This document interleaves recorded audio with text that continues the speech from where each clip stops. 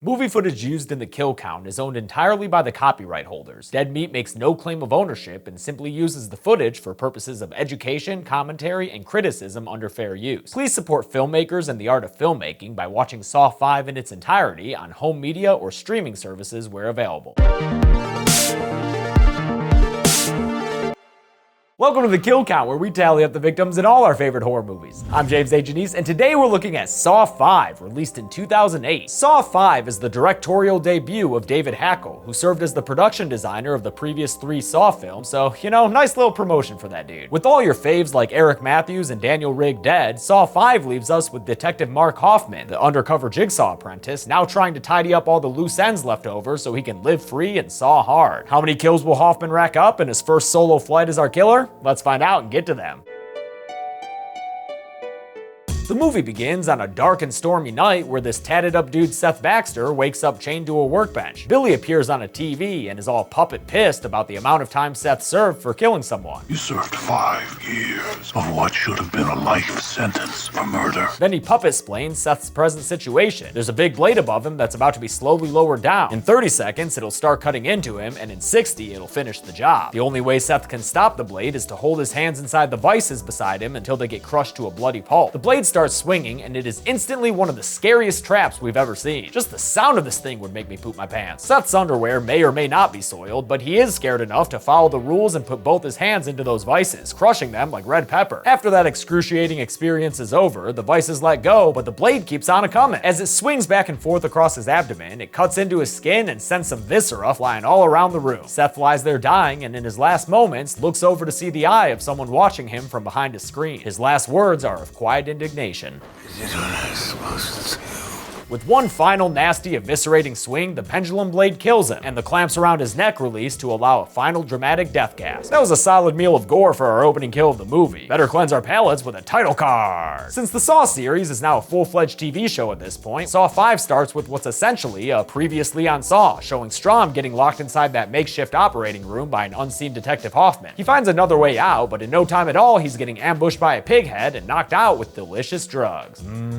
He wakes up in a crazy cool shop that's kind of like the one from the beginning of Resident Evil, and it turns out he's had his head placed inside a glass box, the better to see his tears through. Attached to the box is a couple of jugs of water, but Strahm's not at the water cooler to chat about the latest Game of Thrones. He's there to fucking drown, because those jugs start filling that box. He winds up looking like a haunted mansion ghost before he gets a genius and totally badass idea. He takes a pen from his pocket and gives himself a tracheotomy, stabbing a passage to his airway and allowing himself to breathe through this neck hole. Nice work, Strahm. You just proved yourself worthy of being this movie's main character. The cavalry arrives at Gideon Meatpacking, and we finally get closure to Saw 3's cliffhanger ending about Jeff and Lynn's daughter Corbett, when we see Hoffman carrying her outside to safety. Hoffman tells another detective that nobody else made it, but don't speak too soon there, Mark. We got a live one! Yeah, you do, and Strahm's survival straight up stole Hoffman's spotlight. Hoffman's face dissolves into a Jigsaw magazine cover in a not so subtle transition to a scene with John Kramer's ex-wife Jill Tuck. She's meeting with a lawyer who tells her that John bequeathed her a tape. In it, he tells Jill that there are certain rules to the 5th film of a horror franchise. Oh shit, sorry, wrong series. He actually tells her he's left her a box with stuff that's super important inside, and that she'll know what to do with them. When presented with the box, Jill takes a random key from around her neck and opens it, but get this shit, we don't see what's inside, and we literally won't until the next movie. Listen, Saw, I love the soap opera shit, but you can't just give half a hint of something and not revisit it until the sequel. That's not how movies work. The nondescript police force of the Saw series is celebrating that their supervillain is finally dead. Hoffman gets a nice juicy promotion, and the fallen officers of all these movies get their Sears portraits put on display, so everything worked out in the end, until Hoffman finds an envelope on his desk with a note inside alluding to his secret identity as Jigsaw Jr. This note shit is gonna get a little confusing later, but just remember that Hoffman found this note right now, in the present, after he got his promotion and Jigsaw's death and everything. Assuming the note came from Strahm, Hoffman immediately sets out to take revenge, going to the evidence room and stealing Strahm's cell phone. Then he's called to Agent Perez's old hospital room that the cleaning ladies must have missed on the last shift. Strahm is pissed about Perez being gone, and in his new raspy voice, he pointedly asks Hoffman how he walked out of that building alive. Hoffman responds like a 4th grader. How did you? On a gurney with a fucking hole in my throat. Oh, he's got you there, Hoffy. After Hoffman leaves, a new character, Special Agent Erickson of the FBI, shows up to talk to Strahm. He's easy to identify because he's got a Bluetooth in his ear, so thanks for that, writers. He's there to tell Strahm that he's off the case, then leaves him alone in the hospital room looking like a sad divorced dad in his frumpy hospital bathrobe.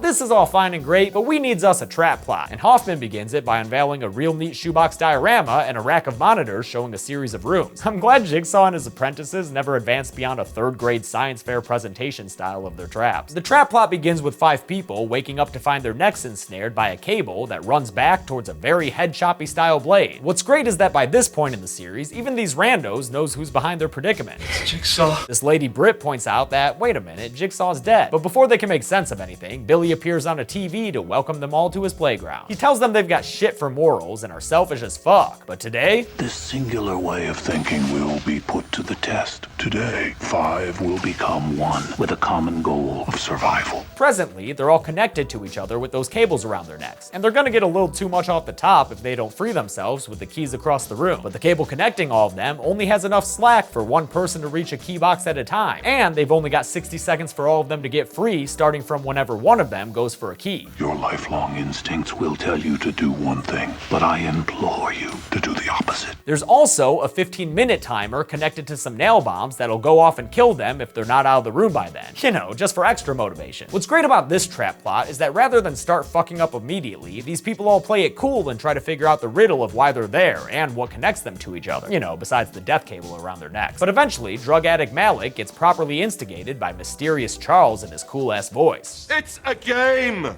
Tweaker. Malik makes a selfish run for a key and it sets off the timer. Charles uses his strength to stop Malik and then retrieve his key first. Then he steps back to give the cable some slack so these ladies Luba and Britt can take individual turns getting their own keys. But Malik and this Ashley chick can't seem to work together, and although Malik is able to retrieve his key and join the others in safety, the timer runs out on Ashley and she's pulled back into the razor, giving her a cartoony decapitation. The effects on the corpse after the fact are just fine, but that kill's gotta have the worst effects we've seen in the series so far. The door opens and they move on, but not before Britt collects all the keys in the room. What are you doing? Being smart. Cop plot time, where Strom is sneaking into work to collect some unapproved overtime. He looks up Hoffman's records and finds out that Seth Baxter, the dude killed by the pendulum blade in the beginning, had actually murdered his wife, who it turns out was Hoffman's sister, as this unevenly exposed funeral picture reveals. Crazy stuff, and let's just click through some more plot stuff here for good measure. Great. Yeah, get a close-up on that plot stuff, sure. On his way out, Strom is stopped by Erickson, but he plays it off by saying he's just collecting his things before taking time off, or, you know, throat stuff. Strom goes back to the scene of Seth Baxter's murder and inspects everything there, including the tortured glory hole. Glory hole? A flashback shows it was Hoffman's eye behind it in the opening kill, and that he cut out a fleshy jigsaw piece in an imitation of the real deal. As the detective on the case, Hoffman admitted that he knew the victim as the man who murdered his sister, but I guess that didn't raise any red flags at the time. In the present, Strom just kind of intuits this all on his own. You killed him. Made it look like a jigsaw trap. I got you. In the next room, the trap plot folks suss out their stories. That headless chick Ashley was a fire inspector, Luba is a corrupt city planner, Britt is a VP of a real estate company, and Malik is a trust fund drug addict. Charles already knew all of this because he's an investigative journalist. Billy howdy-doos his way into the story to tell them that the 4 safety chambers they see will protect them from this room's bomb when it goes off. But there are only 3 keys hidden in the glass jars hanging above their heads. They've only got a minute, so Charles incapacitates Malik, citing survival of the fittest, and starts breaking these jars open like he's a gold star pinata busting champion. But after he takes a key from Malik's hand, he becomes the pinata himself. Survival of the fittest, my ass! Britt, Luba, and Malik are able to get to safety inside the chambers, right as the timer reaches 0, and Charles gets killed in the ensuing explosion. Consider it luck, Chuck. You probably had the quickest death in this entire franchise. And yet, it's still got some nice gore to it. Man, look at all this gore that's not in the public version of this video. Sure would be great if all my subs could see it, huh? Back to a cop plot flashback. After Hoffman investigated Seth Baxter's case, he found an envelope in his desk with a note just like the one we saw him find earlier in the movie. But remember, this is a flashback, meaning that this note came first chronologically, and while Hoffman suspects that Strom wrote the other note we saw him receive, this one must have been written by John Kramer, who's waiting for Hoffman in an elevator at his apartment building. We're witnessing the first time these two met, and as with many first-time Jigsaw meetups, it involves a needle in the neck and getting knocked the fuck out. Hoffman wakes up in Jigsaw's starter workshop that we saw in the last movie, and John says he knows all about Hoffman and his sister's murder. Since we see it in a flashback, I'll put it on the count, and yes, I should have done the same with Jeff and Lynn's son Dylan in Saw 3. My bad for not including it. Although John sympathizes with Hoffman's familial loss and his desire for justice, he can't condone what Hoffman did to Seth. Unlike you, I've never killed anyone. Killing is distasteful. It never ends with this guy. But he really truly believes his ideology, which is what makes Jigsaw so damn interesting. There is a better, more efficient way. Seems like he's willing to recruit Hoffman into his effort to crack down on recidivism, but only after he psychologically tortures him by making him pull the trigger of a shotgun pointed at his head. Fuck you. Fuck you. He's all like, see, the shit I do will instantly rehabilitate anyone. And then he introduces himself to Hoffman as the man they call Jigsaw. Yeah, John, Hoffman was probably able to detect that one out by now. Hoffman's given a choice: arrest John and have the beans spilled on his Seth Baxter murder, or become a student of Jigsaw. Or I could kill you right now. But you're not a true killer. But you just said...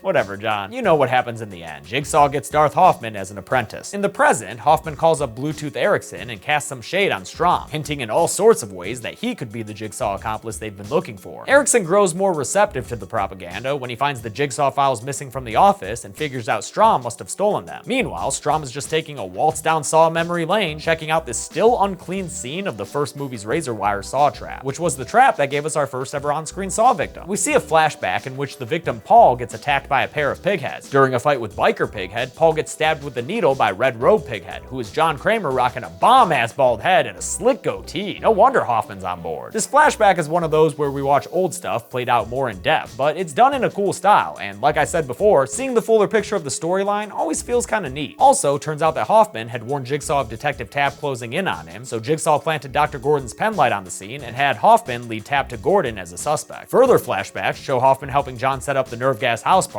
and complaining about Amanda's outsized role in that affair. Because remember, now we know that Hoffman was Jigsaw's apprentice before Amanda Young came on the scene. The remaining trap plot trio gets into their next room where there's a scrub-a-dub tub in the middle. Bath Time Billy shows up to tell them that in order to open the 5 locks on the door to the next room, the 5 circuits powering them must be closed by connecting the 5 cords to the bathwater. Who will bridge the gap? The choice is yours. The 3-minute timer starts and Luba takes over the pinata whacking role by knocking Malik into the tub so she can attach the cables to him and get the hell out of there. But Britt has a different plan and kills Luba with a single stab to the neck. I was kind of surprised by how easily Luba died here, but I guess they needed her dead fast so Britt and Malik could easily prep her corpse for tubby time. They put her in the water and attach each of the 5 electrical cables to her body. The final attachment is an undercutting head stab, and with that, the door to the next room opens and the trap plot twosome escapes another round of nail bombs. Bluetooth Erickson gets a visit from Jill Tuck, last seen with her bequeathment box, and she tells him that she thinks Agent Strom is following her, raising his suspicions even further. But right now, all Strom's doing is continuing to visit old Saw sets and trigger more flashbacks. During the Saw 3 era, after Hoffman complained that Jigsaw was giving Amanda too many chances, John was like, "Shut up and do my work, henchman, Hoffman," and gave him a file folder with pictures of the Fatal 5, meaning John was behind this movie's trap plot, no big surprise. Then apparently, Hoffman disappeared through that hidden wall door mere seconds before Lynn and Amanda rolled in to kick off the meat of Saw 3. Strom has a revelation. We were all supposed to die. And he's right. Hoffman had a plan that was supposed to kill off all these contingency characters and leave him the sole survivor and the hero of Generic City. And why, that just makes Strom all sorts of displeased. He'd be even more pissed if he witnessed this fuckery going on, with Hoffman calling Erickson from Strom's cell phone and not talking when Erickson answers. Rude. When Erickson goes to call him back, Hoffman powers down Strom's cell to make him look extra shady. The simple plan works, and Erickson orders a locator on Strom's phone. Hoffman returns to Trap Plot Central and plants Strom's cell phone at the console, so when the locator finally,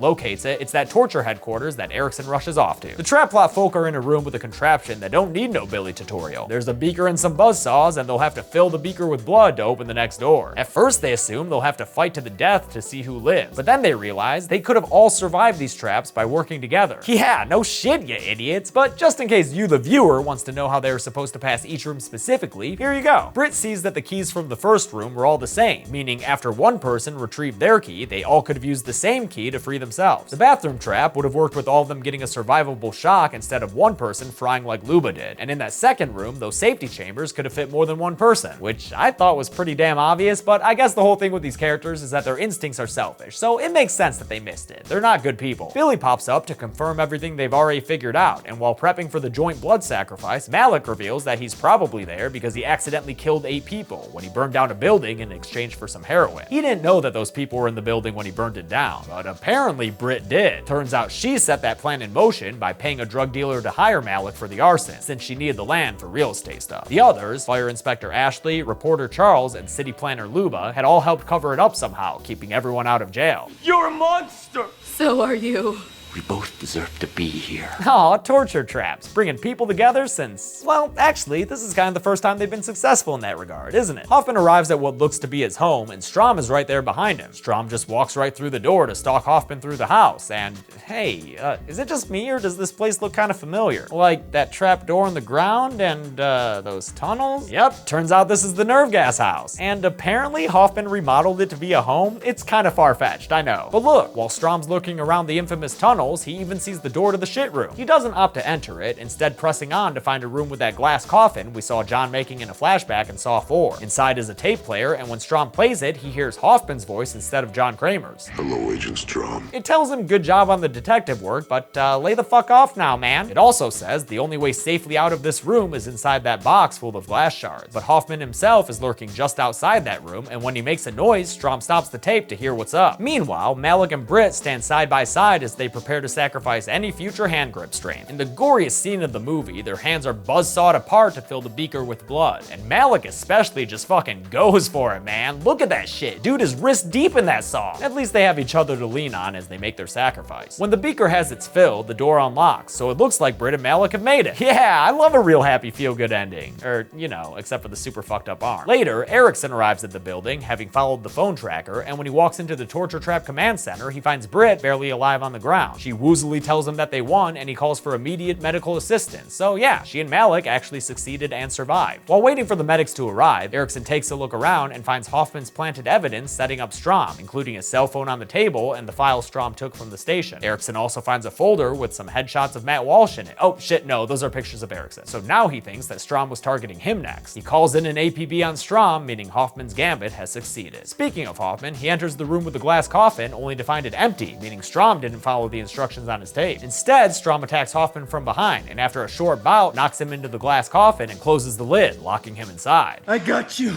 you motherfucker. Ah, but did you, Strahm? Because the door slams shut behind him, locking him in this room, and Hoffman, though trapped in the glass coffin, is looking pretty smug. The reason is revealed when Strahm listens to the rest of his tape. However, if you choose not to, you will never be heard from again. Your body will never be found. You will simply vanish. As the glass coffin begins to descend, the tape explains that Strahm should have stopped pressing forward, but since he didn't, now everyone's gonna think he was the Jigsaw apprentice, leaving Hoffman the hero as originally planned. The glass coffin becomes a safe little lockbox when it finishes sinking into the ground, and Strahm is left in a room that must be going on a crash diet, because it is getting small fast. The walls close in on him and break his arm in a seriously gnarly way, then keep pressing until he's nothing more than a red-tinted rainstorm falling against the glass lid of Hoffman's safety chamber. And that's the way the movie ends, with the defeat of Special Agent Strahm. Hoffman's first big trap left 2 people living, but how many people did Saw 5 leave dead? Let's find out and get to the numbers. By flying. Bye.